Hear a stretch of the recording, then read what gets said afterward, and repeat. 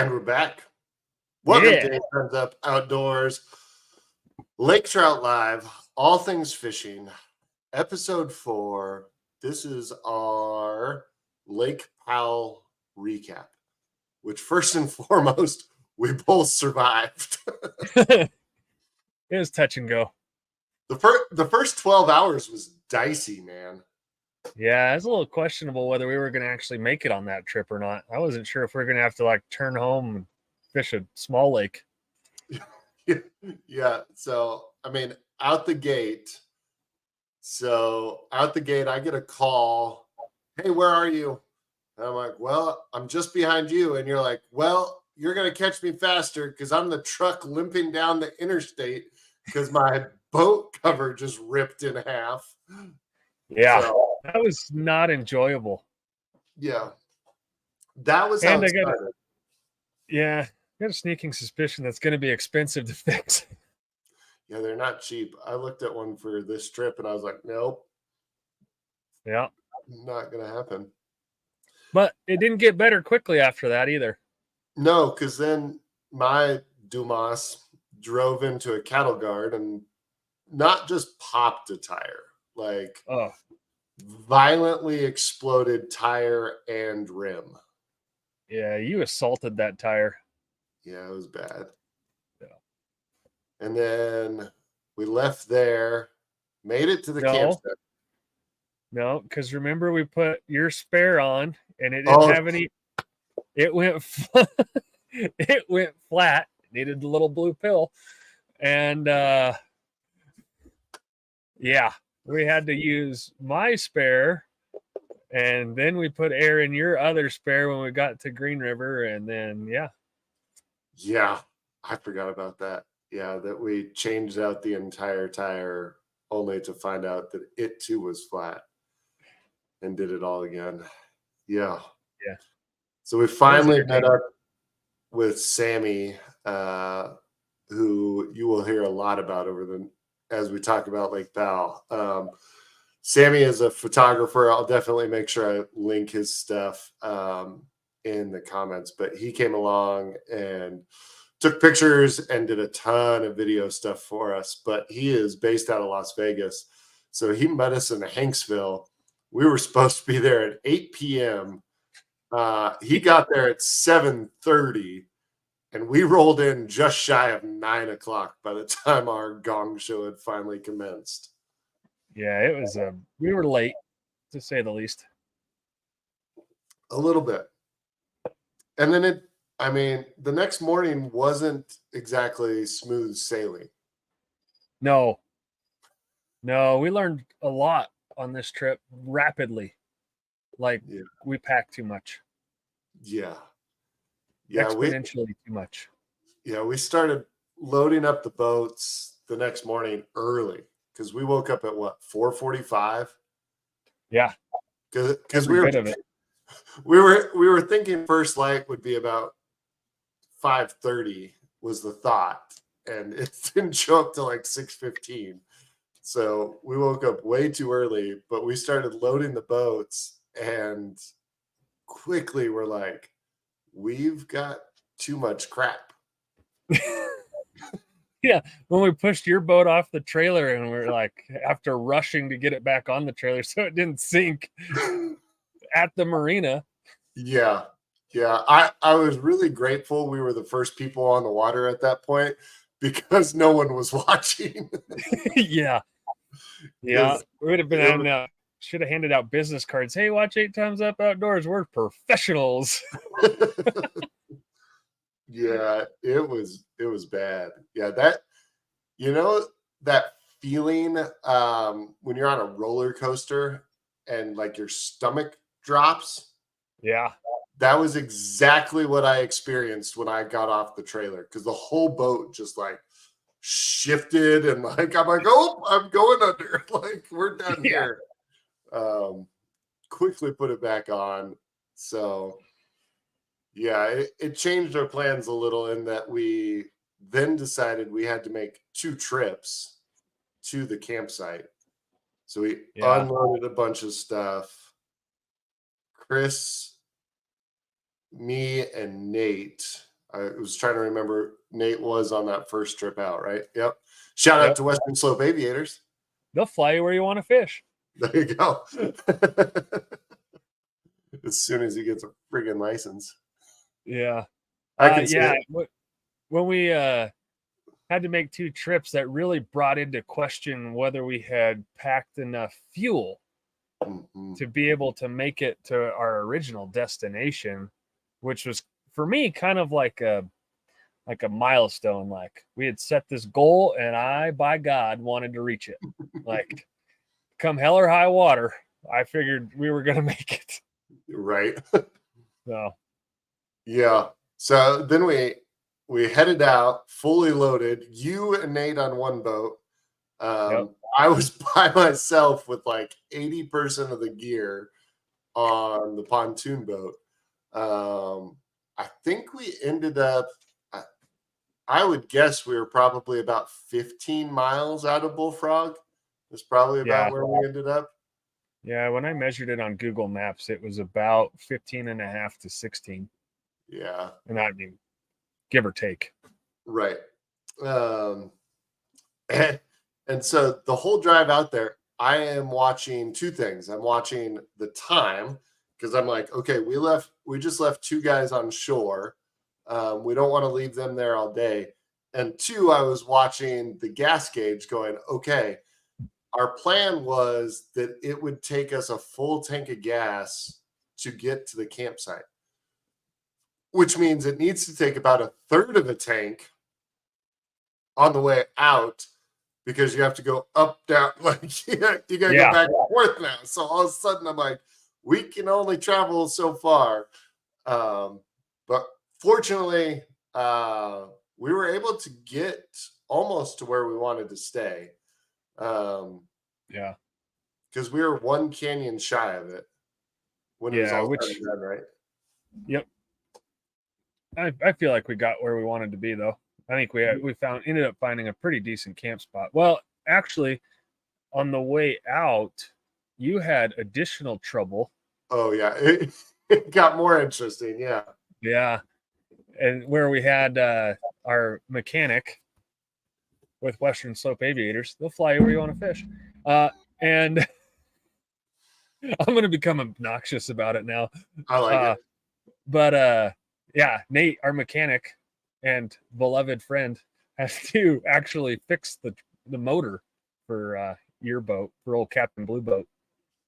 Yeah. So as we pulled into the canyon that we wanted to go camping, all of a sudden my boat started acting real weird. And so they took their boat up the canyon to see if we could find a camp spot because the thought was, well, we'll just get to a camp spot, then we can kind of take a look at it. And so they went down the canyon, and I'm in the middle of the mouth of this canyon, and my boat just dies, like just dead in the water. And I'm like, okay, put it in neutral again, go to start it. And there is nothing, like absolutely nothing. And I'm like, all right, I'm going to get towed 15 miles back to Bullfrog right now. And before that happens, you're damn right I'm going to cast a few times. And so I just took out my pole and started fishing by myself. I'm like, well, we'll see how it goes. And by the time Nate got back, we got the cover off, got it fixed, and we were good to go. But it was a moment of like, at that point, I was like, we just need to call it. Like, I was done. Yeah, it definitely increased the level of stress exponentially and unnecessarily. Like, really didn't need any of that to go on. No, that it was a rough first 12 hours, but the good news is, I mean, the blessing in disguise with the engine problem was you 2 went and found a campsite, dumped a bunch of stuff, but then on your way back to come and figure out where the heck I was, because I was not moving at that point, you saw that another camp spot was opening up as we were coming to get me, and the camp spot that opened up was primo. Yeah, it was legit. We got pretty lucky on that one, I'll say that. Yeah. The I think one of the biggest mistakes, which could have been, I mean, everything else maybe not could have been avoided, but the one that 100% could have been avoided is we left Pete on the shore for several hours without beer. Yes. Yeah, we are sorry, terrible Pete. human beings. Yeah, Pete, we owe you. Pete is everyone's favorite hippie. And yeah, at the point it took us like 2.5 hours to get to the campsite, get unloaded, and get back to them. That was not a good move on our part. Yeah. Yeah. But thankfully he had good company in Sammy. That's true. He did have Sammy, which is the best. But camp spot was primo, huge beach, had shade both in the morning and the afternoon, which if you ever go camping at Lake Powell, if you can find shade for one of those two, it's kind of a win. And in this case, I mean, we had, what did we figure out? It was like a 3.5 hour window in the middle of the day. Yeah, give or take. Yeah. And even then it wasn't terrible. No, we got luck. We hit the jackpot on weather as far as heat was concerned. Yeah. It may have put a damper on our fishing a little bit, but for sure. For just hanging out and being comfortable, it was kind of money in that way. So yeah, I think we could have handled a little cooler. Get that water below 80 degrees would have been great. Right. For fishing purposes. Yeah, beggars can't be choosers. So yeah. So got in, got settled. Found a great camp spot. I know Chris has only experienced one camp spot so far at Lake Powell, but that thing was everything you want in a camp spot. So it was good. And then finally went out that night fishing for the first time that evening. Yeah. We did pretty good. Caught, I think Nate and I caught 2 or 3 that night, maybe. I think that was the second night. Oh. I don't know if you caught anything the first night. That I did. A catfish. I caught my catfish. I was gonna come back to the catfish, but yeah. Oh, sorry. Yeah, I didn't catch it yet. He's so excited. So excited. And actually you caught that before we left that evening. That was the first thing we did when you got there. Yes. Yeah. I hammered that old fish or rod holder into the beach and threw a big old hot dog chunk out there, and I'll be damned, it worked. It did. It worked like a champ. I bet I caught that fish within the first 20 minutes. That's probably pretty close. Yep. Yeah. And you ended up catching a few. Not your monster you were hoping for. Yeah, that's all right though. The biggest catfish of the weekend was caught that night, but it was not caught by you or a hot dog. No. The world's greatest hippie. He stole my thunder. Yeah, he did. Which we actually have a clip of that will be in the Lake Powell video when we get ready to release it. But Pete and I were fishing along some rocks for bass, and Pete hooked into something, and we're like, man, this is a good fish. And I was like, oh, it's a freaking walleye, because the way it was like staying towards the bottom. Nope, sure enough, it was a big old catfish. Yeah. I didn't realize how bony them stinking things were. Oh, man, they're brutal.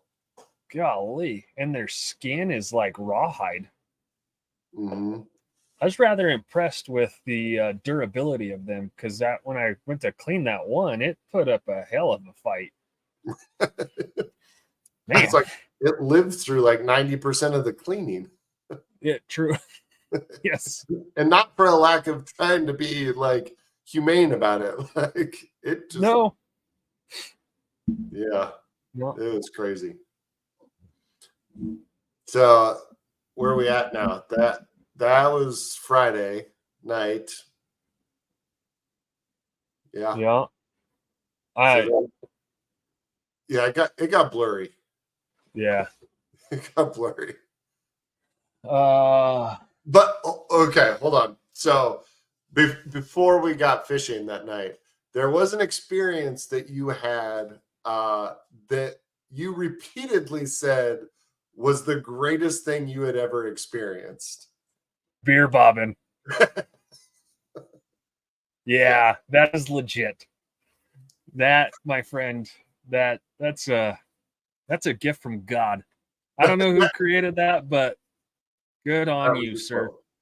That was the quote. Which for anybody that doesn't know, explain what this process is. Well, I got to tell you, it goes with my fashion sense, but you basically wear a life jacket upside down. You put your legs through the armholes and then you buckle it around your waist. And so then you tread on out into the water and sit down, and it keeps you about right here. The water's like right here. And you can just float around and, you hold your beer and your koozie up out of the water and you're just set. Not a care in the world. It's true. Jimmy Buffett should have put that in a song. May he rest in peace. That's right. But yeah, I could see him and Alan Jackson singing about that. There you go. You said you got a new microphone. We're slowly upgrading Chris's system. And he said he was going to rap into it, but maybe you need to just sing a song about beer bobbing for us tonight. Yeah, I'll go get my guitar that I've never learned how to play, and it's only been out of the box like twice. We need Hippie Pete for that too. He can play the guitar. Yeah. So, I would say the biggest takeaway from Powell is what you pack. Yeah, we learned a lot with. I think part of the problem we had with Five Guys, not the burger joint, but 5 people, was that we had enough overlap in some cases that created some significant issues. Yeah.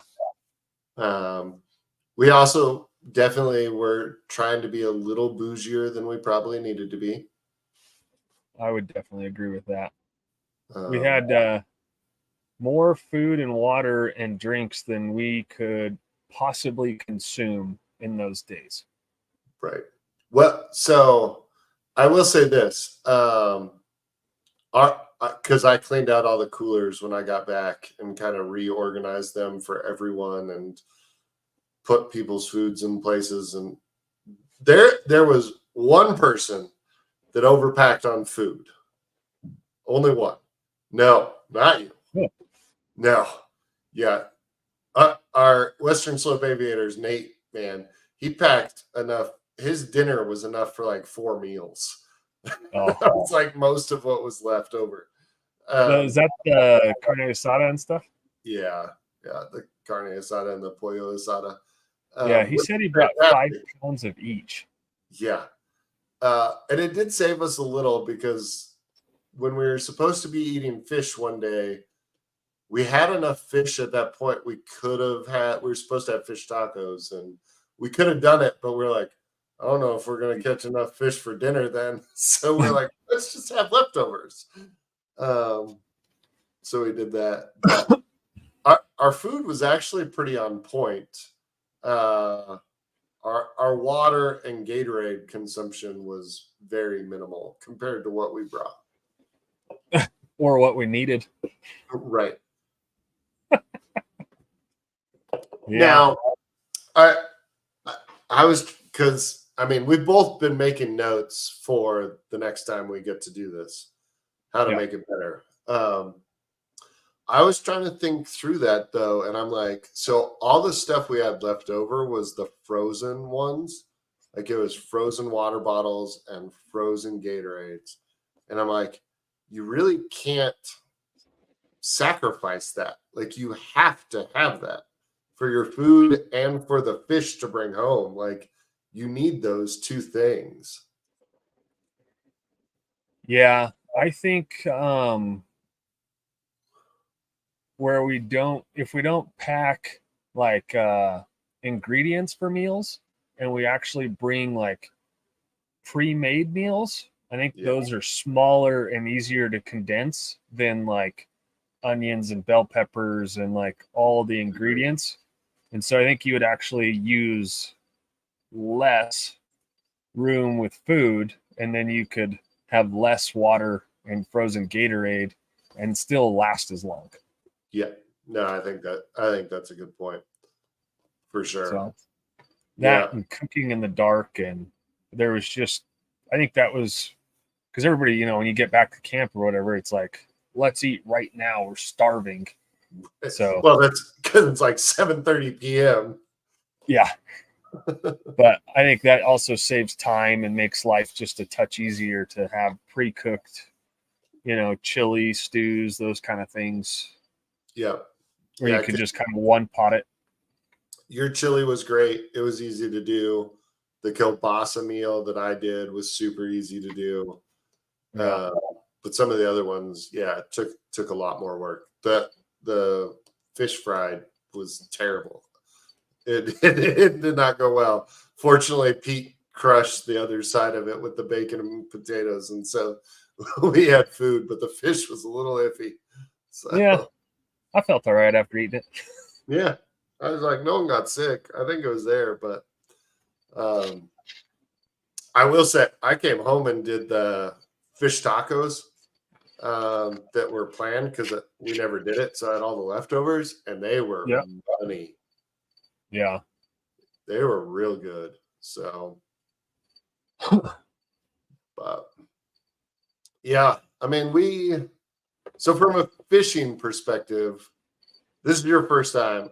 It was not what was sold to you by any means. It was not what was promised.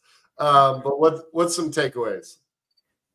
Well, for me, I just once I caught a fish, I just kind of stuck to that method, and which was trolling for stripers, and I kind of just varied the depth and the speed as much as, you know, every once in a while to see if something would kind of get hot.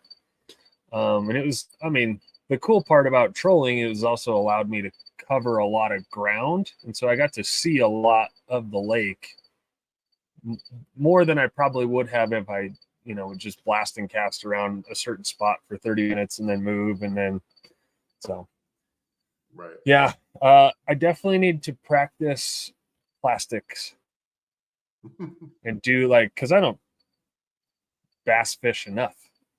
Right. I don't fish enough. And when I do fish, I don't fish for bass enough. And so, and I don't vary my, my tackle as far as you know, using Ned rigs or the crawdad plastics or swim baits, those kind of things. So I don't know what to throw and when, and then how to work it. I don't know how to work my worm. So right. Yeah, because the Ned rig caught it caught the biggest fish. I'm gonna say it's the big. Also, I'm just gonna throw this out there because I want this on record everywhere. I outfished every other freaking person on this trip. I don't think it's even close. And I don't usually get to say that. So I am fully gonna embrace the fact that I can yes, I got it. Yeah. This is true. I think Pete could have been close, but Pete lost half the fish he hooked. So but I mean, the biggest catfish and the biggest striper were both caught on Ned rigs this trip. Really? Yeah. So when you're saying that, I'm like, yeah, it was an advantage to, and I don't have a ton of experience, but our local lake, I've actually fished for bass quite a bit in the last couple of years on it, which has helped immensely trying to learn that style of fishing for sure. Yeah, I definitely need to learn that finesse fishing. Yeah. I don't have the finesse. Kool-Aid man. Don't have the finesse. But did you catch a smallmouth? One? I felt like you caught one. No. Or just striper? Just striper? Just striper and cap. Yeah. I had what I thought to be some bites, but I didn't bring anything in. All right. It was we almost caught a duck. Multiple times. Yeah. That too will be in the Lake Powell video. So make sure you tune in when that comes out. Like and subscribe so you don't miss that video. Because yeah, our friend Sammy tried to great white shark a duck and it was awesome. Yeah, other than that, I didn't catch a whole lot. I'd probably say overall maybe, counting catfish, probably caught 5 fish the whole weekend. Yeah. Just myself. And to be fair, we had another friend that was down there at the same time who is avid and long-time Lake Powell fisherman. And we bumped into him the first day. That was Saturday. Yeah. The fishing was so tough where we were at. He actually pulled shop, and went like 30 miles the other direction to try to find better fishing. Like it just was, it was tough fishing for everyone, I think, at that point. Yeah, everybody that Nate and I passed, we kind of tried to throw out like, hey, how are you guys doing? And they're like, man, it's so slow, so tough right now. And everybody seemed to be kind of struggling with catching fish. So that made me feel better. At least it wasn't me.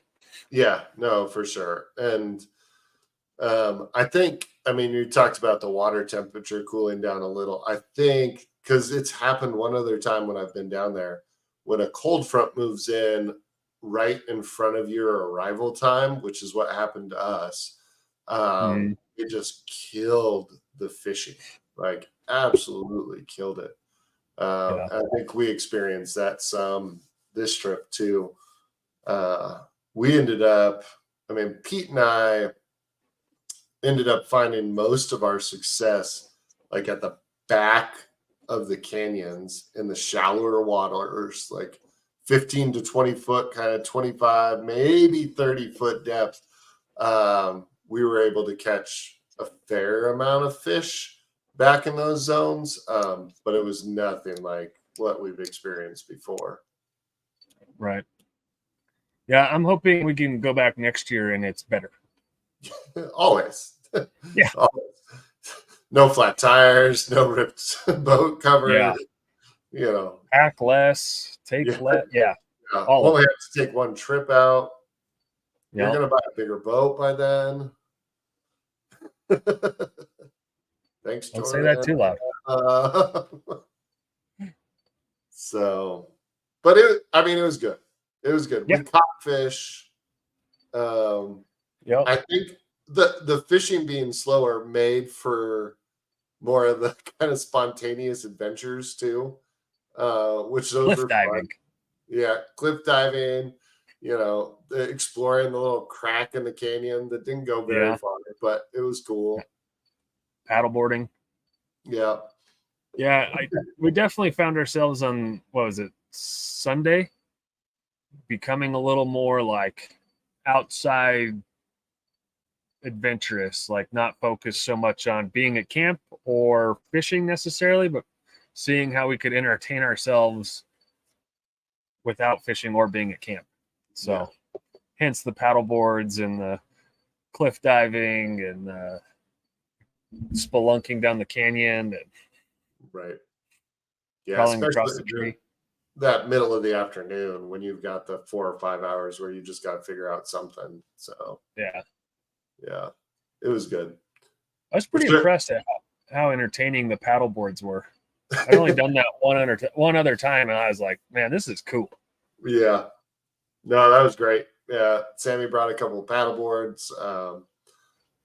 We had found this cool little cove that had like a weird canyon offshoot that it was just wider than the width of a paddleboard probably at the entry. Yeah, you couldn't have your legs on the outside of the paddleboard. They had to be with the paddleboard in order to get through it. Oh, wow. Okay.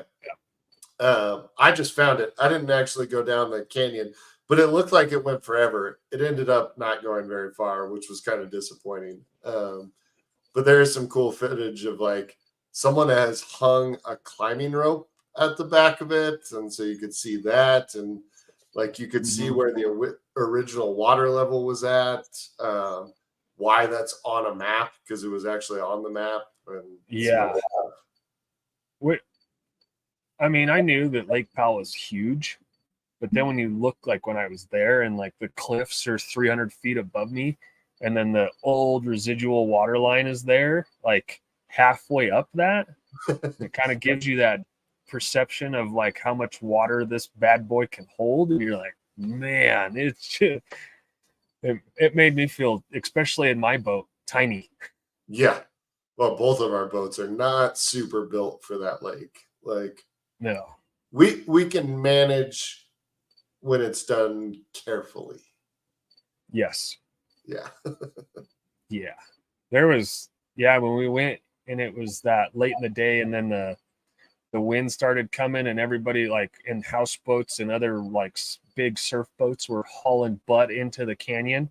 And I'm like thinking about going out, and they're like, no, don't. And I look out there and it's just like the ocean, basically. I was like, well, we'll go this way and Yeah. turn back around. Yep. Yeah. If you get through a multiple day trip at Lake Powell without a windstorm, you're living right, because Yeah. I have yet to do it. And we had a good one. Lost the canopy. Yeah. Lost a brand new canopy. Didn't even survive one whole trip. Oh, yeah. Anything else Lake Powell highlights we should talk about? All right. I feel like I'm like, I don't know, egomaniac right now. But I also caught my bucket list fish that I wanted to catch while I was there. I had never caught a walleye before, and it was dumb luck, so I can't take too much credit for it. But caught a big walleye. I think it was 22, 23 inches when we measured it. Decent sized walleye. We were trolling, so it just happened to pick it up and we crossed the right spot. But that was awesome. That was, for me, that was one of my highlights of like something I had not done, like a check mark to put next to Lake Powell. So that was cool. Yeah. Yep. But, yeah, and that was a good sized fish. You kept it, right? Yeah, you guys ate it. I mean, Wow. that was one of the ones we cooked up. So, which supposedly, while I didn't eat any of the fish because of the way that night went, but supposedly walleye is like one of the better fish to eat out of Lake Powell. Like it's like a delicacy. So I could see that. All the fish I ate that night, whether it was striper or walleye, I couldn't tell you the difference at this point, but they were both really good. I liked them all. So yeah, no, that white meat like bass is just so good. So yeah, because we had smallmouth, striper, and walleye that we cooked up for the fish fry. So right. Yep. What's next? We need to do our giveaway announcement. The winner. Me. Not you. We had said on our last live that if whoever comments on the video, we're going to give them one of these camo 8 times up hats that went out to our Patreon supporters a while back. And we had an extra one. So we're going to give that to them. And the random drawing ended up being one person. So we had one person comment. It's okay. Is he good? Do we like this guy? Do we know him? We love this guy for so many reasons. So we'll take it. So our good friend Jeremy, who is Jeremy was the one person that actually took time to comment on the last video. He is a chef with Twisted Monkey is his kind of catering business thing that he does, private dinner business he does.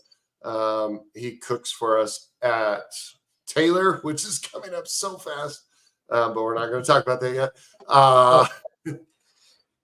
So we'll be getting that hat to Jeremy. So Jeremy, when you see this, because you actually watch these, thank you for commenting, and we'll get a hat to you. Can we talk about Taylor? No, we got to say that. This is Lake Powell. It's coming, though. It's so soon. But I'm ready for Taylor, like physically, mentally ready. 2.5 weeks. I'm dressed. I'm even dressed for Taylor. I have like a long sleeve shirt on, which feels so weird after being at Lake Powell. Yeah. We had to put coats on a couple of times, though. Yeah, that breeze coming across the water like that in the evening got kind of chilly at times. In the morning too. Like heading out to somewhere is definitely, I wouldn't say it was like bitter cold and you would like freeze to death without a sweatshirt, but it was definitely like much more comfortable to have a hoodie. Yeah. That first night sleeping, I was like, I chose poorly. I was so cold. I was freezing. Fortunately, you packed bougie and packed an extra sleeping bag. So, and then I didn't need it. Like the rest of the time, I didn't need it. But that first night, I would have loved to have it. So, well, better to have it and not need it than need it and not have it. As you learned both. I was like, that apparently was our strategy for everything. Yes. Because we had everything. Yep. But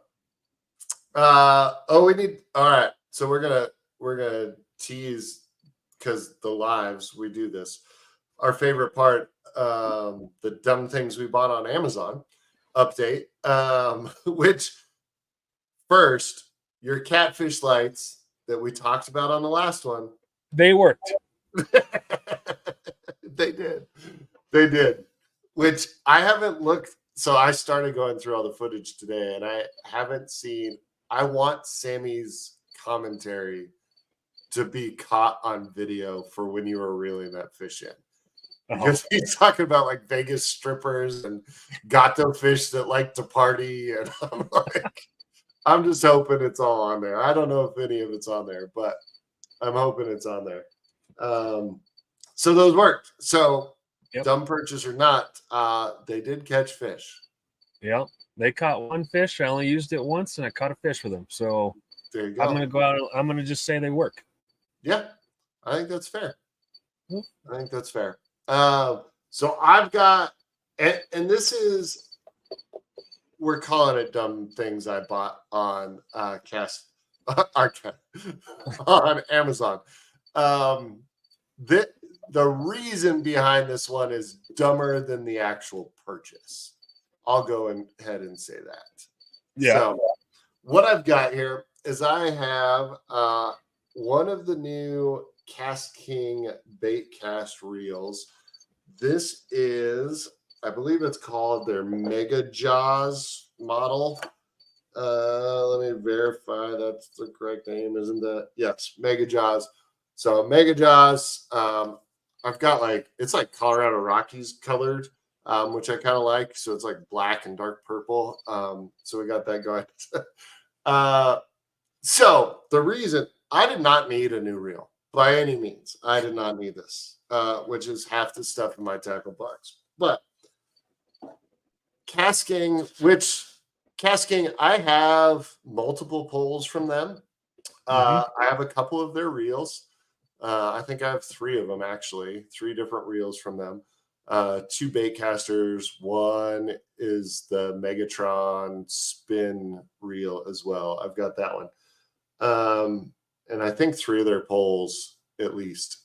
So I'm a fan. Like, I like their stuff. And so I follow along and whatever. And they posted this thing about these new Mega Jaws reels the other day. And it basically said impossible to backlash or to get a rat's nest in. So and my my first thought was the Barney Stinson from How I Met Your Mother challenge accepted.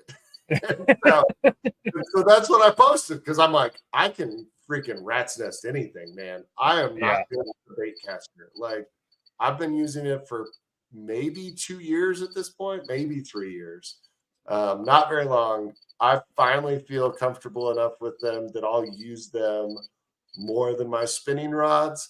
But I only use them with heavy bait. I'm still not comfortable to throw like light plastics with them or anything because it just turns into a gong show way too fast. So I posted like challenge accepted, not thinking anything about it. Like I just thought it was funny. Right. And then like a couple days later, I get this comment from someone that follows their page as well. And I legitimately don't know. We're going to make a video about this, but I legitimately don't know if he's sponsored by Cast King or just a big fan. Like he posted a video as like, hey, I've tried to backlash these. I can't. But he's wearing a Cast King shirt. He's got a hat on. Like, I'm like, yeah, you may be a paid supporter. And I watched the cast and I'm like, you're being real gentle compared to what I'm going to be with this thing. So, so he commented, and I'm like, oh, all right. Well, then Cast King commented something. And then another guy commented about it. And I'm like, okay, let's just So I bought this reel. I actually plan on rigging it up this weekend, trying to get it ready. And then I'm going to take it to my local lake on Monday. And I'm going to see if I can freaking backlash this thing. And we'll do an update on whether this was a dumb purchase on Amazon or not. Yeah. I like all of my stuff that is Cast King. Like those rod holders I made for the boat, those are out of Cast King stuff. And then I've got some fillet knives and weren't your sunglasses Cast King? Yeah, I've got some Cast King sunglasses that, I mean, they're no like Ray-Ban $250 nonsense, but they work great. Can see just fine in the water. They're polarized enough. They work good. I like their stuff. Yeah, I mean, I'm a big fan. So I mean, legitimately, I want this thing to be everything they said it is. The only thing I would change about that reel is it not be purple and black. Yeah, you could get your orange colors or whatever for black and orange, baby. Yeah. Giants.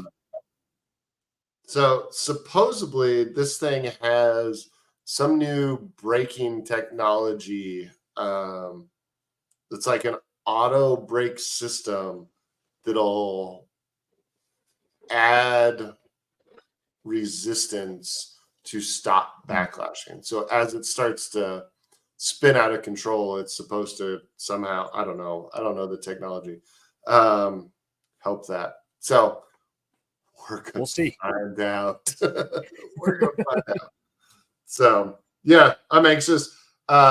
And to their credit, like just to be, so this is totally a fair test. I have never read the instructions that have come with a fishing reel before. And I read the instructions to make sure I try to do everything by the book. So it's not a, well, actually, Dumas, had you done this, that wouldn't happen. So I'm going to do it by the book. We're going to test it out and see how it goes. Yeah. I look forward to it. So, yeah, we'll see. So, yeah, we got some fun stuff coming down the pipe. I started editing the Lake Powell video, which will show some of the catches we had. It's got some great underwater footage that Sammy got.